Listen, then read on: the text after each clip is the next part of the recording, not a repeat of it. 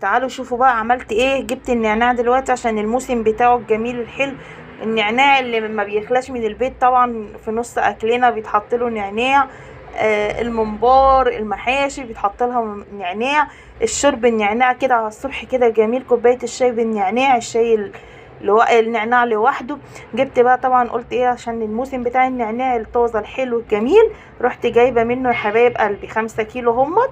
عملتهم على 3 اطباق، وبعدين رحت حاطه جايباه غسله حلو مره واتنين وتلاته واربعه لغايه لما شايفينه بيلمع ازاي، شايفين الجمال بتاعه عامل ازاي. وبعد كده بقى هقرطفه يا حبايب قلبي زي الملوخيه، هسيبه على صينيه.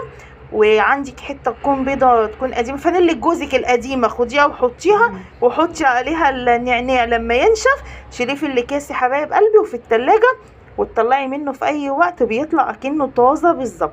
يلا يا حبايب قلبي روحوا جربوه بسرعه.